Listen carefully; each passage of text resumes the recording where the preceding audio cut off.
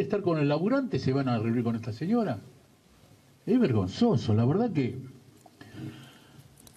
a mí me da vergüenza, me da vergüenza.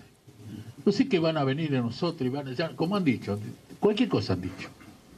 Menos bonito han dicho cualquier cosa de nosotros. Pero bueno, que nos sigan lo que por ahí lo tenemos a Moyano. Hugo Moyano, estamos viendo una versión de Hugo Moyano recargado, ¿no? Sin anuncios por ahora. La expectativa era ver si anunciaban un paro. Sin anuncios por ahora, pero recargado contra todo el mundo. El último palo a la CGT. El último palo a los muchachos de Azopardo, que dice va a recibir a la primera ministra, ¿no? A Lagarde. Bueno, recargadísimo, diciendo que este gobierno es el gobierno más vergonzoso de la historia, porque además los ministros tienen la plata afuera. Un Moyano recargado sin anuncios todavía. A lo mejor todavía puede llegar a anunciar algo, porque la conferencia de prensa todavía no terminó, ahora la vamos a seguir repasando, pero estamos con Iván Carrino, que es economista, estamos con Eugenio Semino, para hablar del tema previsional también. Yo quiero que Eugenio también, además de hablar del tema de reforma previsional, nos explique un poco el tema de las obras sociales de los sindicatos. Porque Hugo Moyano dice, vamos a llevar a los enfermos como si fuesen un commodity de camioneros, ¿no? Los enfermos. Son personas que están enfermas, se los va a llevar a Olivos. Supongo que lo dice en forma figurada, pero no es muy feliz la frase. Vamos a hablar con ellos dos después, pero vamos a seguir repasando un poco lo que está diciendo Hugo Moyano. Un Hugo Moyano que está explosivo. Un ex funcionario que durante 10 años asesoró al Fondo Monetario Internacional, ahora lo tienen en la UIT. Tuvo 10 años trabajando en el Fondo Monetario Internacional y ahora está en la UIT. Es un hombre de gobierno. Van a doblegar, no hay anuncio de paro todavía. El conflicto es la multa, ¿no? La multa de 1.000 millones que... 1.000 millones, 900 y pico que le impuso... 810 millones. 810 millones. Más de 800 millones que le impone al sindicato por no acatar una conciliación obligatoria. Moyano decía al principio, por 4 asambleas que hicimos. Fueron 4 días de paro. Lo que pasa es que lo dibujan con que están en asamblea y en realidad no dibujan... dibujan como que no es paro, ¿no? Porque estaba la conciliación obligatoria. Y es la primera multa. La primera multa. Hay otro expediente avanzando en el Ministerio de Trabajo. La semana que viene vence el plazo para que Trabajo al de Camioneros haga el descargo de esa multa, que podría ser otra multa más de 800 millones de pesos. Eugenio, una multa de 800 millones, ¿puede poner realmente en colapso una obra social? Sí, sin lugar a dudas. Hay que ver la obra social de qué dimensión.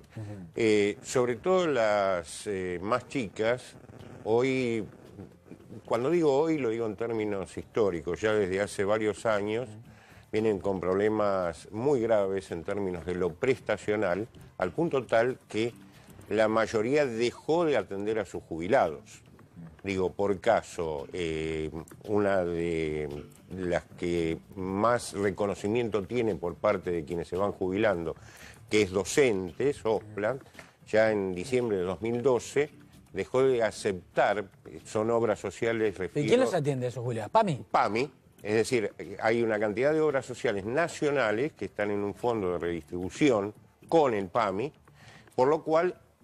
O sea, le dan plata al PAMI y le dicen, hacete cargo de mis jubilados. Sí, lo que pasa es que, por ejemplo, la cápita que va a la obra social que del PAMI es una cápita que quedó congelada en el tiempo, hoy son 240 pesos aproximadamente, por lo cual las obras sociales hoy rechazan, no a los jubilados que ya tienen incorporados y que le siguen dando atención, con dificultades también, sino a nuevos jubilados, por lo cual la situación es muy grave y hablábamos antes, y relaciono esto con lo que se decía, estamos hablando del frío y esto implica el momento de mayor morbilidad, cuando mayor enfermedad hay en el adulto mayor y se nota muy claramente el crack de las obras sociales y del sistema, porque entre otras cosas no hay camas para internación. Nos metemos un poco en el tema de la posible reforma del sistema previsional. En realidad es la posible reforma de la fórmula que fue reformada ya, ¿no? Y que iba a ser la solución de todo, porque era el gran ahorro del sistema. No, además decían que la reforma de la fórmula, la nueva fórmula, efectivamente te generaba una especie de bache, el famoso empalme, pero de que después iba a ser buena. Ahora, lo que quieren modificar es el después, o sea, lo que iba a ser bueno. Sí, y se juntaban dos conceptos que parecían contradictorios, pero en política en Argentina todo puede ser, porque se hablaba de ahorro del sistema y de a su vez de una mejora en la situación del jubilado. Objetivamente, se estaba discutiendo sobre lo que se suponía era una inflación del 15, 16, 17%, por lo cual la nueva fórmula contiene el 70% de su componente, que es inflación.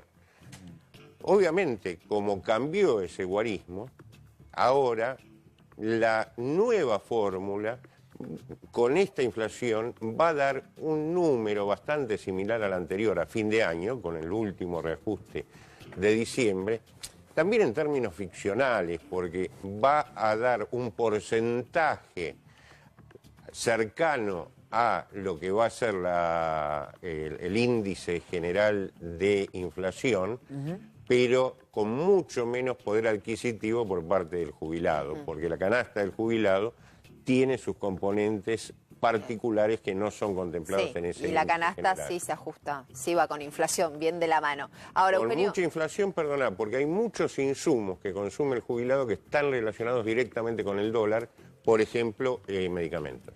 Ayer decíamos, no hay ningún papel formal que hable de esto, no hay ningún documento que hable de esto, pero uno tiende a pensar que es una suerte de testeo de impacto social con respecto a la medida. ¿Vos pensás que esto puede llegar a ser un testeo o es un rumor y queda en la nada? Yo creo, el primer dato es que se habla en política argentina en general, el anterior gobierno, este gobierno, de lo que es el recurso de la seguridad social como si fuera un recurso propio del Estado, cosa que no es así. Debiera advertirse que es un recurso del sistema y que no está dentro del presupuesto nacional como para hacer y deshacer con el mismo. Esto se transgredió eternamente en Argentina, por lo cual se llevó al sistema a momentos de quiebre o a momentos como el actual. Cuando digo el actual, lo digo en la última década, para contemplar los vicios de todas las administraciones, donde se supone que hay un fondo de sustentabilidad y garantía importante y demás, pero cuando hablamos de sustentabilidad nos referimos a que hay 7 millones de jubilados y pensionados que se están muriendo de hambre.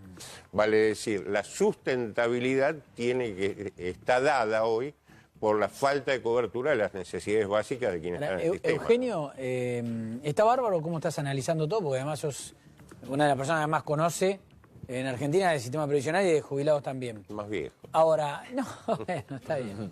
Llámalo como quieras. Experiencia. Experiencia.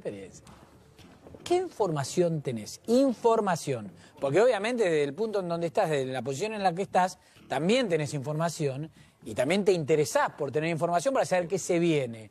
¿Qué información tenés? ¿Lo van a hacer? ¿No lo van a hacer? ¿Es un proyecto alocado, una versión? No, se ha planteado, inclusive hubo... ¿Seriamente se planteó? Algunos colegas de ustedes que han hecho trascender alguna reunión que hubo de Frigerio con gobernadores donde se habló este tema. Siempre es tentador el recurso de la seguridad social, porque es un recurso fresco que se renueva mensualmente y donde hay, desgraciadamente, una baja capacidad de reclamo. Los jubilados no pueden poner los camiones en la 9 de julio, no pueden tener la posibilidad de un reclamo como sí lo pueden tener los trabajadores activos. Pero no tienen esa posibilidad, pero sí en el Congreso una reforma de este estilo ya no pasa una nueva vez. O sea, ya la tuvimos en diciembre del año pasado. Si la volvés a cambiar, no pasa. Y cuando uno pregunta en el gobierno, dice, no fue tema de las conversaciones con los ministros de Economía de las provincias, no saben bien de dónde salió la información.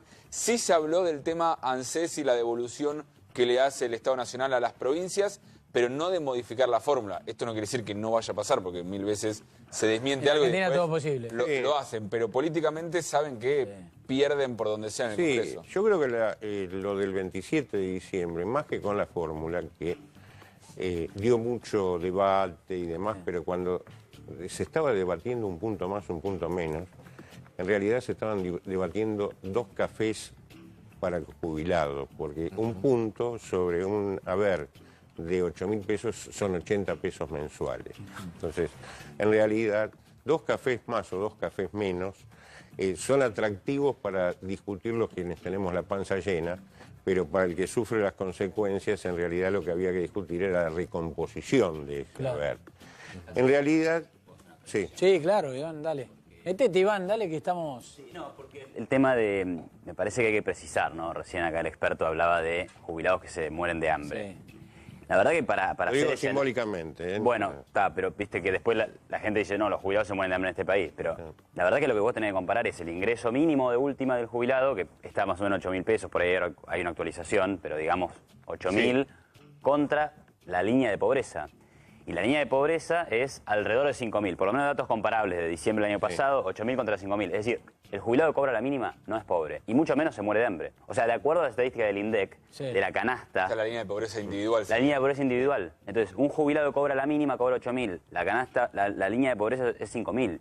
Entonces, todos los jubilados en este país... Igual que por ahí, que estamos hablando de todos desde el sentido común, que sabemos lo que es vivir en la Argentina y lo que es cobrar 8.000 pesos. Yo no digo que sea un ingreso extraordinario, pero está por arriba de la línea de pobreza. Entonces, hay algo interesante. Digamos, pero y una cosita más, porque hablamos de los recursos de la seguridad social. Pero ojo, porque esos recursos para el propio sistema de la seguridad social son insuficientes. Recordemos que el sistema de la seguridad social está quebrado en el sentido técnico. Tiene ingresos menores de lo que gasta.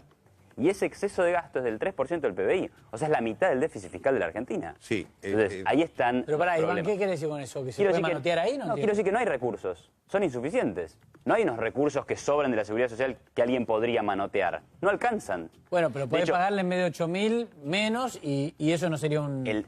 Claro, lo que se discute o lo que se debería discutir es el nivel de gasto que tiene el sistema de seguridad social, que hace que el Estado, que es el único proveedor de seguridad social en el país, gaste este nivel, ¿no? O sea, esa es la discusión. ¿Tiene el Estado que gastar tanto? ¿Se puede gastar menos? ¿Se puede encontrar sistemas mejores? ¿Se puede gastar menos sin pagarle menos a los jubilados? En un sistema en donde pasaras parte de ese gasto al sector privado, o sea, pero eso es la privatización de las jubilaciones. Sí, inclusive... Digo, son alternativas para hacer un sistema sostenible o más sostenible. De hecho, lo que pasó en este país fue que había un sistema privado... ¿Tienes información de eso? No. Yo digo lo que es la discusión del sistema previsional en los economistas, claro. Siempre. Lo que discutimos nosotros. Entonces, este país tenía un sistema privado y público.